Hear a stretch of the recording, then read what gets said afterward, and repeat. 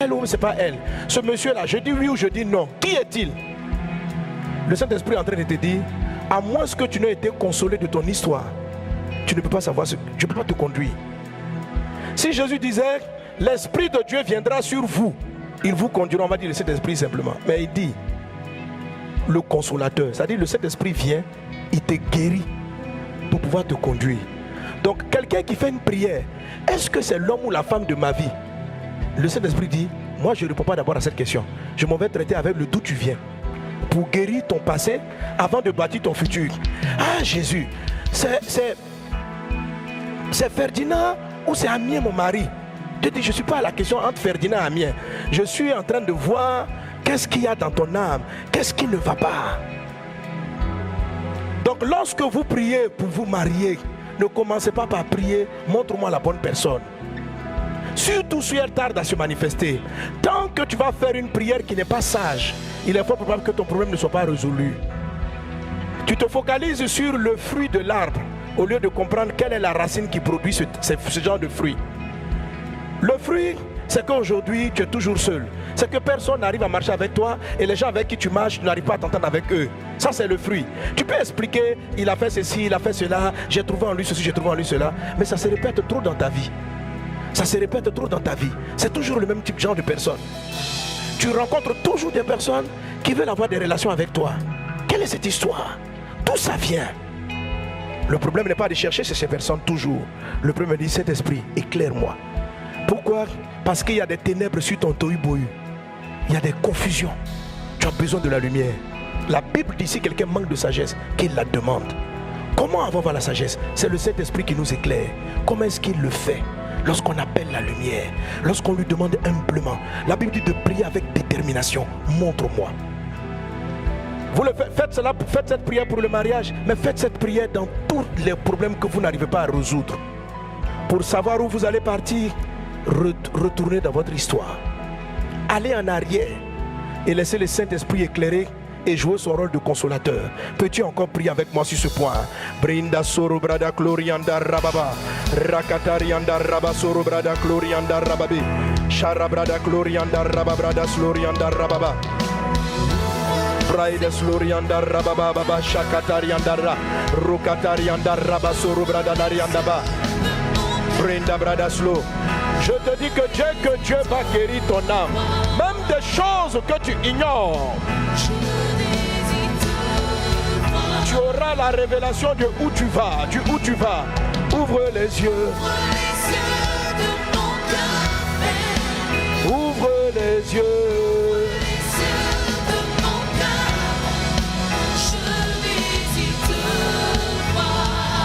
Je désire te voir.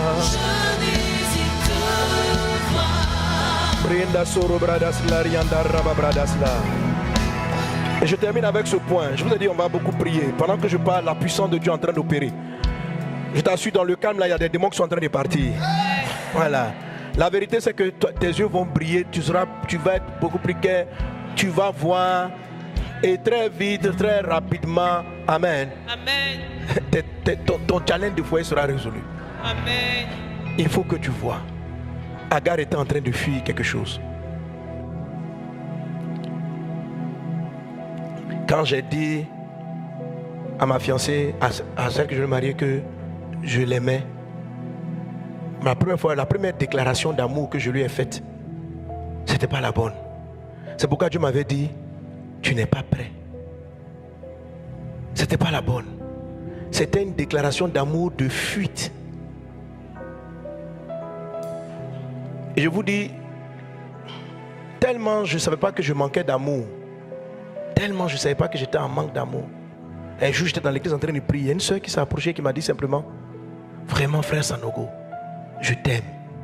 Mais ce n'était pas qu'elle est amoureuse de moi, c'est qu'elle m'appréciait. Mais ce mot-là, on ne me le disait jamais. Subitement, j'ai eu l'impression que j'étais amoureux d'elle. Et j'ai prié pour avoir des signes. Je dis que si c'est vraiment elle, que je la rencontre un samedi. Je ne l'avais jamais rencontrée dans la commune de Cocody. Je dis, oh Dieu, depuis que cette soeur est venue, pendant que je priais à l'église, c'était le lendemain d'un témoignage que j'ai rendu au culte. Elle s'est approchée de moi. Frère Sanogo, ton témoignage m'a touché. Je t'aime.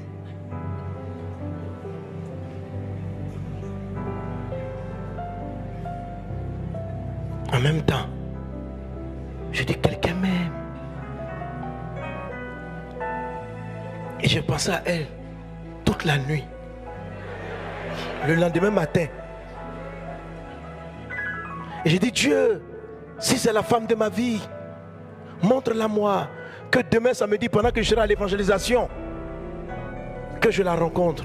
Et j'étais en train d'évangéliser avec des amis. Et puis subitement, j'entends un appel dans mon dos. Je me tourne. La sœur. Dès que je la vis, mes faux sentiments là s'envolèrent. J'ai eu peur parce que j'avais peur de penser mariage même. Je me voyais trop jeune pour penser mariage. J'ai dit, c'est quoi cette affaire? Quel signe qui s'accomplit? J'ai dit, mais Seigneur, qu'est-ce qui s'est passé? Parce qu'après tout était parti, je ne voulais plus moi-même. Et il laisse-moi me faire comprendre. Il dit, tu as vu le sentiment que tu as senti là? C'est un faux sentiment. Vos sentiments sont trompeurs. Vous avez des sentiments issus de vos frustrations.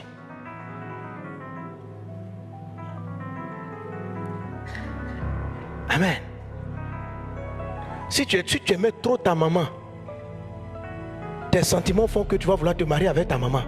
Donc tu vas chercher des personnes qui ressemblent à ta maman. Et tant qu'elle ne ressemble pas à ta maman, oh, ta femme ce n'est pas d'où tu viens, ta femme c'est où tu vas.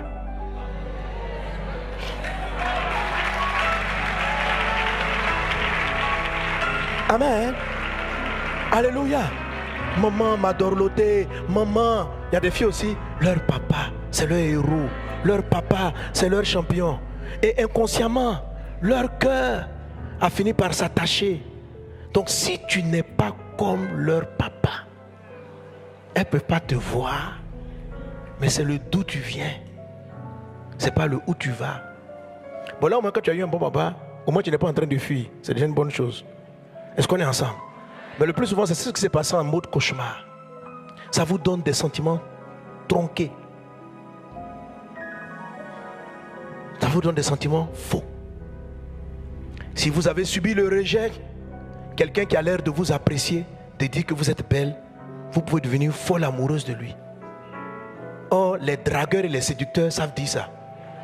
Tu es belle. Jamais je n'ai vu une femme aussi belle. Ta beauté. Oh, c'est un menteur. C'est un menteur. C'est un menteur.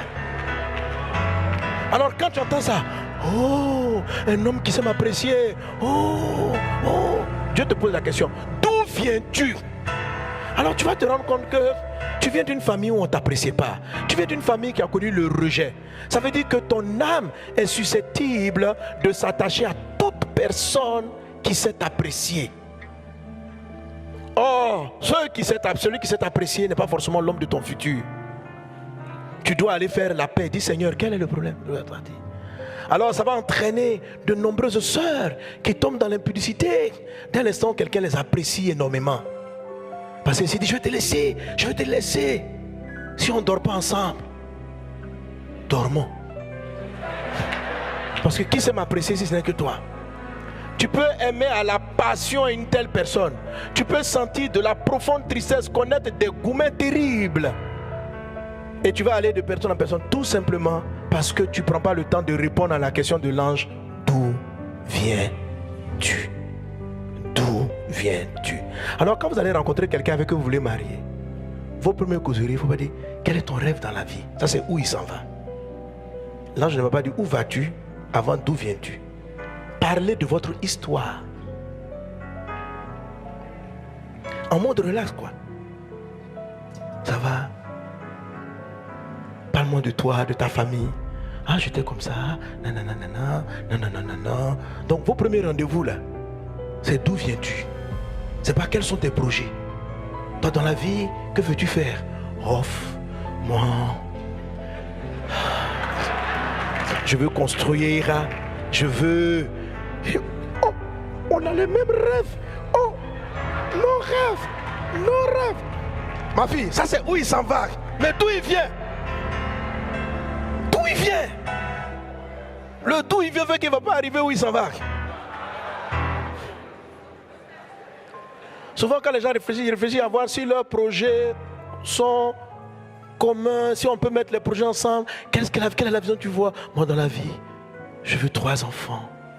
Et, oh, moi aussi, tu m'as montré. On dit pourquoi tu l'es marié? On a les mêmes rêves, on a les mêmes passions, on a les mêmes choses. Ce n'est pas ça la question. Il faut commencer par d'où on vient, d'où on vient, d'où on vient.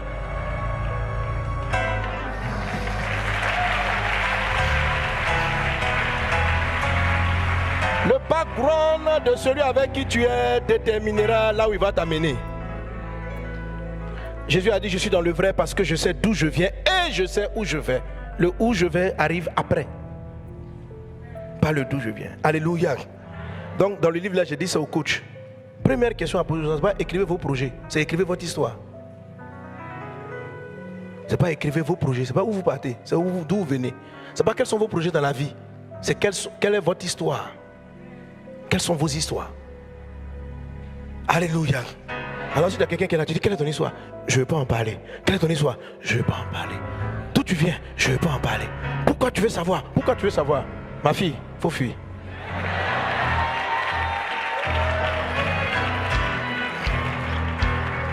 Est-ce qu'on peut aller voir tes parents? Non. On peut aller saluer tes parents? Non. On peut aller connaître ta famille? Non. On peut aller faire un truc? Non. Tu veux me marier ou tu veux me marier mes parents? Faut fuir. Faut fuir. Amen. Amen. Alléluia. Amen. Qui sont tes parents? Oui. Qui sont tes frères et tes sœurs? Oui. Maintenant, tu observes avec la lumière. Quelle est sa vie avec ses parents? Tu vas te rendre compte que s'il fuit quelque chose dans sa vie, le jour où toi, sa femme, ou toi, son mari, tu vas avoir un axe d'attitude qui ressemble à ce qu'il est en train de fuir, il va te rejeter toi-même. Amen. Ou elle va te rejeter. Il y a des gens qui ne savent pas pourquoi on les a gouménisés. On t'a gouménisé parce qu'un jour tu as eu un réflexe qui lui a rappelé ce qu'elle fuyait. Amen. Que Dieu nous aide. Prends le livre, que Dieu t'éclaire. L'apôtre Paul dit en Éphésiens chapitre 1 verset 15, c'est pourquoi nous aussi, ayant entendu parler de votre foi au Seigneur Jésus et de votre charité pour tous les saints, je ne cesse de rendre grâce pour vous, faisant mention de vous dans mes prières. Verset 17, afin que le Dieu de notre Seigneur Jésus-Christ, le Père de gloire, vous donne un esprit de sagesse, c'est de la sagesse et de réflexion et de révélation dans sa connaissance. Je prie pour toi, qu'il illumine les yeux de votre cœur, pour que vous sachiez quelle est l'espérance qui s'attache à son appel et quelle est la richesse de la gloire de son héritage qu'il réserve aux saints. Il faut que vous soyez éclairés pour savoir d'où venez et pour comprendre votre héritage. Amen. Dans le livre, je parle ici aussi de d'où on va. Mais le temps m'a manqué de traiter le où on va. Ça va parler maintenant donc de la force de la vision. Il faut que vous soyez éclairés là-dessus. Mais la lumière se demande. L'apôtre Paul dit, je ne cesse de prier pour que vous soyez illuminés. Il dit, si vous manquez de sagesse, demandez-la à Dieu. Donc, priez pour savoir. Priez. Priez. Mettez ça en prière, sérieusement. Alors, ce n'est pas parce qu'une personne a un passé qui est cauchemar qu'il ne veut pas, ce n'est pas la personne de votre vie. Si vous trouvez une personne qui est en train de quitter, c'est-à-dire qui n'est pas en train de fuir, qui regarde son passé, je viens d'une famille rejetée, mais qui malgré cela aime ses parents, leur a pardonné, c'est un homme d'avenir. Ah oui. Ah oui. Quelqu'un qui s'est relevé de son histoire, quelqu'un qui n'a pas de cauchemar avec son passé, c'est quelqu'un qui s'en va quelque part. Il ne fuit pas, il est en train de quitter. C'est différent. L'homme quittera son père et sa mère et s'attachera à sa femme. C'est quelqu'un qui pourra s'attacher à toi pour le futur. C'est quelqu'un qui pourra bâtir. Alléluia. Gloire à Dieu. Amen. Donc ne soyez pas fâchés de voir le tohu-bohu. Quelles sont les choses, le temps m'a manqué, mais tout dans le livre, quelles sont les choses que vous devez rechercher? Au moins dans l'histoire, les fondements. Le Dieu créateur, au commencement Dieu. Voilà ce que vous devez chercher quand vous posez les questions à des personnes. Est-ce qu'il craint Dieu? Est-ce qu'il craint Dieu? Première mesure à chercher. La Bible dit, on a mis de l'eau 2 à 3 mesures. Je te parle d'abord de 2 mesures. Amen. Est-ce qu'il craint Dieu? Deuxième question, est-ce qu'il est humble? Les deux là, ça va te faire un bon mari. Ça va te faire une bonne femme. Un humble se remet en cause. Un humble apprend. Quelqu'un qui pense qu'il sait, qui est parfait, qui est où il est. Frère, il faut attention. Il peut être un Lucifer.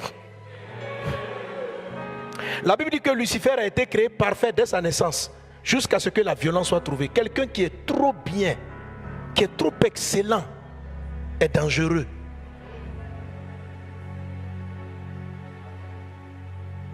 Mais s'il est excellent et qu'il est humble, c'est-à-dire que l'excellence qu'il manifeste est le fruit d'une construction patiente, progressive, c'est quelqu'un qui n'aura pas peur de te faire grandir parce qu'il sait d'où lui-même il vient. Mais quelqu'un qui est déjà parfait ne supportera pas tes imperfections. La vérité, c'est qu'il n'est pas parfait, mais il se croit parfait. Il est orgueilleux, il est comme Lucifer. Il va devenir Satan pour toi. Donc, tout est bien chez lui, il n'y a rien à construire. Il faut faire très attention. Et puis, lui-même, il est conscient lui-même, il se voit beau. Un homme qui se voit trop beau, il faut faire attention. Amen. Vous savez pas ça? Ézéchiel 28 dit de Lucifer, tu mettais la perfection. Tu étais parfait. Une personne humble, crainte de Dieu et humilité. Crainte de Dieu et humilité. Le reste, on peut apprendre. Un humble apprend. Un humble se forme. Un humble, lorsqu'il comprend qu'il fait mal, il corrige et il s'améliore. Et votre couple va évoluer. Votre couple va grandir. Alors si vous êtes malheureusement ou bien heureusement marié déjà avec Lucifer, bon, ça peut être une fille aussi, ça j'ai dit aussi pour les femmes, avec comment ça s'appelle? Avec Luciférine. Si vous êtes marié avec Luciférine, amen, ne vous découragez pas. Cherchez à savoir l'origine. Dites à Dieu, Seigneur, éclaire-moi sur pourquoi, comment mon conjoint est devenu comme ça. Pourquoi il est si irritable? Pourquoi il veut me laisser? Pourquoi il est frivole? Pourquoi il est tombé? Qu'est-ce qui s'est passé? Que la lumière soit. Et Seigneur, donne-moi la sagesse, car la femme sage bâtit sa maison. Et tu trouveras en Dieu les moyens de bâtir et de construire et de sauver ton foyer. Amen.